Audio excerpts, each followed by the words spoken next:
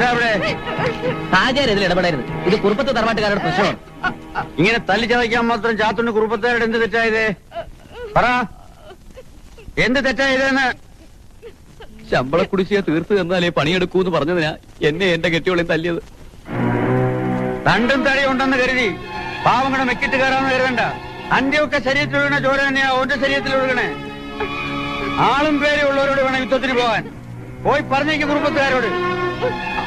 ആരാടാ എന്നെ തല്ലിയേ? പറ, ആരാ തല്ലിയേ?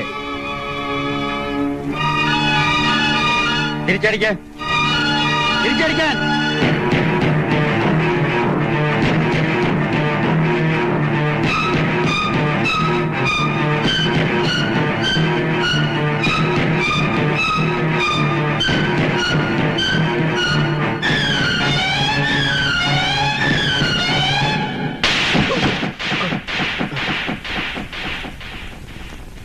ഇനിയും മിണ്ടാണ്ടിരുന്നാലേ ആദ്യമായിട്ട് അടിയാളം വരാൻ വേണ്ടി വരും നമ്മളൊക്കെ. ഏട്ടനൊരു വാക്ക് പറഞ്ഞാൽ മതി, തലയെടുത്തോണ്ടാ ഞങ്ങൾ അവന്റെ. രണ്ടേച്ച് വരാൻ പറഞ്ഞാൽ കൊന്നേച്ച് വരുന്ന പാരമ്പര്യമാണ് നമ്മുടേത്. പക്ഷെ ഇപ്പൊ ഹാജിയാരോട് ഏറ്റുമുട്ടുന്നത് ബുദ്ധിയല്ല, നാട്ടുകാർ മുഴുവൻ അയാളുടെ വശത്താ. ഹാജിയാരെ ഒതുക്കാനുള്ള ഒരു വഴി ഞാൻ കണ്ടിട്ടുണ്ട്.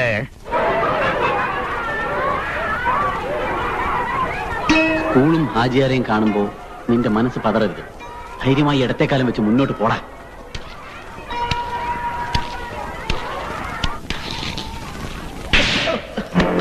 അല്ല ഹിമാറെ, എന്ത് ധൈര്യത്തിന്മേടാ സ്കൂൾ ഫണ്ട് തവണ മോട്ടിച്ച്? പറ, അന്റെ ബാപ്പാന്റെ സമ്പാദ്യം കൊണ്ടുണ്ടെങ്കിൽ അല്ല ഈ സ്കൂള്. ഒരബദ്ധം പറ്റിപ്പോയതാ, ഇനി അങ്ങനെയൊന്നും ഉണ്ടാവില്ല. നമ്മുടെ കുട്ടിയല്ലേ. വേണ്ട മാഷേ, മരുമോനല്ല മയ്യത്താ നമ്മുടെ ബാപ്പയായാലും ശരി, കള്ളം കാണിച്ച് നമ്മൾ പൊറുക്കൂല. ഈ സ്കൂളിന്റെ ചരിത്രത്തിൽ ഇങ്ങനെ ഉണ്ടായിട്ടില്ല. ഇല്ലാത്ത ഒഴിവുണ്ടാക്കി അനക്കിവിടെ ജോലി ചെയ്യുന്നത് തെണ്ടിത്തിരിഞ്ഞിരുന്ന കുടുംബത്തിന് മാനക്കേട് ഉണ്ടാക്കണ്ടെന്ന് കരുതിയിട്ടാണ്. പോയിട്ട് കണ്ട മുമ്പേന്ന് മാഷേ, സ്കൂൾ ഫണ്ടിൽ നിന്ന് പണം കെട്ടവന്റെ പേരിൽ എന്ത് നടപടിയാണ് എടുക്കേണ്ടത്? അത് നിങ്ങൾ അവന്റെ പേരിൽ എടുത്തോളി. എല്ലാവർക്കും ഇതൊരു പാഠമായിരിക്കട്ടെ.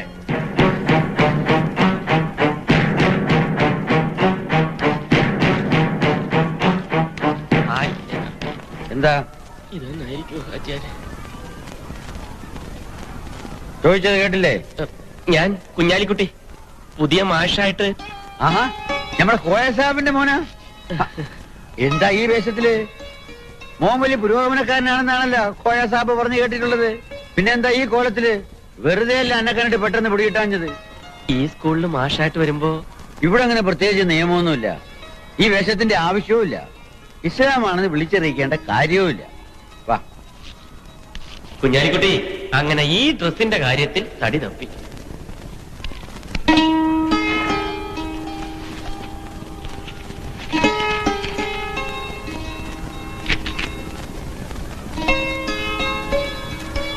BA-ക്ക് നല്ല മാർക്കുണ്ടല്ലോ, പിന്നെന്താ BEdന് കുറഞ്ഞു പോയത്?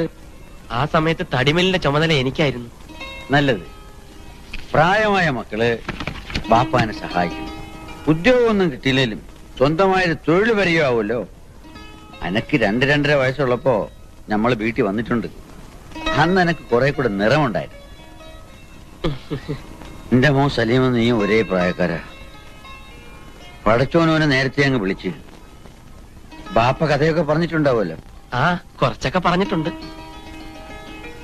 ആ, ഏതായാലും നാളെ വെള്ളിയാഴ്ചയല്ലേ, നല്ല ദിവസമാ. ജുമാ പിരിഞ്ഞതിന് ശേഷം ജോയിൻ ചെയ്തു. ശരി. താമസം നമ്മുടെ വീട്ടിൽ തന്നെ ആവാം. പള്ളിയുടെ അടുത്താ വീട്. പള്ളി പോയി വരാനും എളുപ്പം. പ്രൈവറ്റ് ആയിട്ട് MA എഴുതണം. അതുകൊണ്ട് പുറത്തെവിടെയെങ്കിലും താമസിച്ചാൽ. എന്റെ ബാപ്പാന്റെ സ്വഭാവം ഇങ്ങനെ തന്നെയാ, ആരെയും ബുദ്ധിമുട്ടിപ്പിക്കില്ല. എന്റെ ഇഷ്ടം അതാണെങ്കിൽ അങ്ങനെ തന്നെ ആവട്ടെ. ആ മാഷേ, ഇത് ഞാൻ പറഞ്ഞില്ലേ, കുഞ്ഞാലിക്കുട്ടി, പുതിയ മാഷ്. ഇത് മുകുന്ദൻ മേനോൻ, ഹെഡ് മാസ്റ്റർ. നമസ്കാരം. ആ, മാഷന്മാർക്ക് താമസിക്കാൻ സ്കൂളിന്റെ വക ഒരു വീടുണ്ട്. അവിടെ ഇപ്പോ അലിയാരി മാസ്റ്റർ മാത്രമല്ലേ ഉള്ളൂ? അതെ. തൽക്കാലം അവിടെ ആക്കിയാലേ താമസം. ശരി.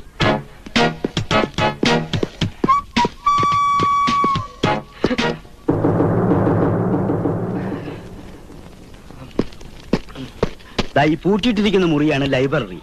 നമ്മൾ പറഞ്ഞു വന്നത് ആചാര് പറഞ്ഞതാ. പിണങ്ങിയാ ഞെക്കിക്കൊല്ലും, ഇണങ്ങിയാ നക്കിക്കൊല്ലും. അതാ സ്വഭാവം. അപ്പൊ രണ്ടായാലും മരണം തീർച്ചയാണോ? അങ്ങനെയല്ല, ആത്മാർത്ഥത കാണിച്ച ചങ്ക് പറിച്ചു തരുന്നു പറയായിരുന്നു. അതുകൊണ്ടല്ലേ മൂപ്പര് വിരലൊന്ന് ചോദിച്ചാ മതി ഈ നാട്ടുകാർ മുഴുവനും കൂടെ നിൽക്കും. പാവങ്ങളോട് ഇത്രയും കരുണയുള്ള ഒരു മനുഷ്യനെ ഞാൻ ജീവിതത്തിൽ കണ്ടിട്ടേ ഇല്ല. ഞാനൊരു കാര്യം ചോദിച്ചോട്ടെ? ഉം. ചുമ്മാ ഉം. പാവപ്പെട്ട ഒരു യുവാവ് ജീവിക്കാൻ മറ്റു വഴിയൊന്നും കാണാഞ്ഞ് സാഹചര്യങ്ങളുടെ സമ്മർദ്ദം കൊണ്ട് ഒരു കള്ളത്തരം കാണിച്ചു എന്നറിഞ്ഞ ഹാജിയാരങ്ങ് ക്ഷമിക്കുമല്ലേ? ക്ഷമിക്കും. പക്ഷെ തല കാണില്ല എന്ന് മാത്രം. പിന്നെ ഒപ്പത്തിനൊപ്പം നിൽക്കാൻ ഈ നാട്ടിലൊരു കൂട്ടരുണ്ട്, കുറുപ്പത്ത് വീട്ടുകാർ. ഹാജിയാരുമായിട്ട് വലിയ ശത്രുതയില്ല. ഈ രണ്ടു കൂട്ടരോടും നേരത്തെ നേരെ നിന്ന് സംസാരിക്കാൻ ചങ്കുറപ്പുള്ള ഒരേ ഒരാളെ ഈ നാട്ടിലുള്ളൂ. അതാരാ? എന്താ?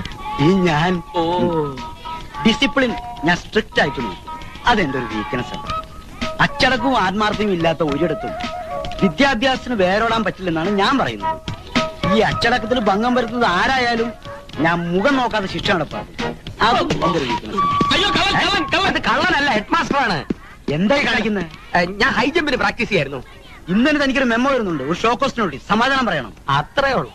സ്വതന്ത്ര ഭാരതത്തിൽ ഒരു സാധാരണ പൗരൻ മതിൽ ചാടുന്നത് കുറ്റകരമാണെന്ന് ഇന്ത്യൻ ശിക്ഷാ നിയമത്തിലോ ഒരു അധ്യാപകൻ മതിൽ ചാടി സ്കൂളിലേക്ക് വരുന്നത് തെറ്റാണെന്ന് ടീച്ചേഴ്സ് മാനുവലിലോ പറഞ്ഞിട്ടില്ലല്ലോ.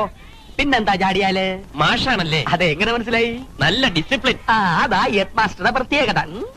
ഏത് സ്ഥാപനത്തിനും ചീത്തപ്പേരുണ്ടാക്കാൻ കച്ച കെട്ടി നടക്കുന്ന ചില ചെറ്റകളുണ്ടാവും. ഇവിടെയുണ്ട്. അതാ ഈ അവതാരം. ചെറ്റയോ?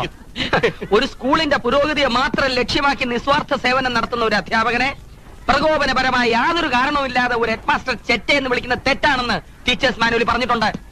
ഇത് ഞാൻ കംപ്ലൈന്റ് ചെയ്യും. ഞാൻ ഇപ്പൊ തന്നെ കംപ്ലൈന്റ് ചെയ്യും. പോയി ചെയ്യ്. ലയിച്ചാന് ശിക്ഷ നടപ്പാക്കാൻ കാത്തിരിപ്പുണ്ട് ഹാജിയാര്. ഇല്ല മാഷെ, ഞാൻ ചെറ്റയാണെങ്കിലും ചെറ്റത്തരമില്ലാത്തൊരു ഹൃദയം എനിക്കുണ്ട്. ഇത് ഞാൻ കംപ്ലൈന്റ് ചെയ്യില്ല. അതാണ് ചെയ്യില്ല. കൊള്ളാം. മാഷുമാരുടെ ഡിസിപ്ലിൻ ഇതാണെങ്കിൽ കുട്ടികളുടെ ഗതി എന്തായിരിക്കും? ഇതാരെ ഈ അത്ര ചോടക്കാരൻ? അത്രല്ല, അധ്യാപകനാ. അല്ലോ, പുതിയ മലയാളം മാഷ കുഞ്ഞാലിക്കുട്ടി. സലാമുണ്ട്. കൊള്ളാം. അരങ്ങേറ്റം അസലായി. സഹപ്രവർത്തകന്റെ കാല് വാരിക്കൊണ്ട് തന്നെ വേണം. ഇത് ഡ്രില്ല്. അലിയാർ സ്വദേശം കൂത്തുപറമ്പ്. മാഷ പറഞ്ഞ കേട്ടല്ലോ. ഈ സ്ഥാപനത്തിൽ ഒരൊറ്റ ചെറ്റ മതി, രണ്ടെണ്ണം വേണ്ട. ഇന്നു മുതൽ മാഷ അലിയാരുടെ കൂടെ താമസം. ഇവിടെ താമസം അത് മാഷ് തീരുമാനിച്ചാ മതിയോ? ഇത് എന്റെ തീരുമാനമല്ല, ഹാജിയാരുടെ തീരുമാനമാ. ഹാജിയാരുടെ ഓരോ തീരുമാനങ്ങള്. വളരെ സന്തോഷം. എന്നാ ഇപ്പൊ തന്നെ വീട്ടിലോട്ട് പോവാം. മാഷിന് ക്ലാസ് എടുക്കണ്ടേ? ക്ലാസ് കൈ വിടറോ? പോയി ക്ലാസ് എടുക്ക്. അതെ, ക്ലാസ്.